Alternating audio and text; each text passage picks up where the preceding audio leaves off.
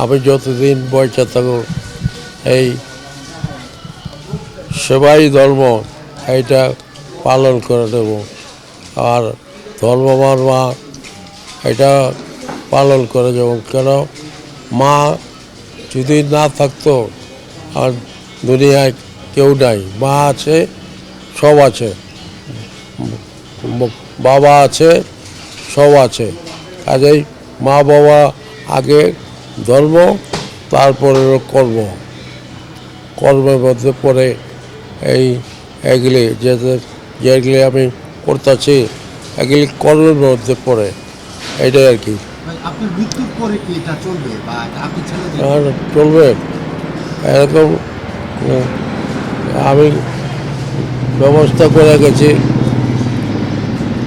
Line করে গেছি, সবারে বুঝাই দিচ্ছি। আমার ছেলে একটা অ্যাডভোকেট, ওরে বুঝাইছি বাবা এটা আবার মনের পরে তুমি এটার সজাগ রাখবা। যেমন আমি সজাগ রাখা গেলাম, এরকম সজাগ তুমি রাখা চাইবা, তাহলে আল্লাহর কাছে ভালো।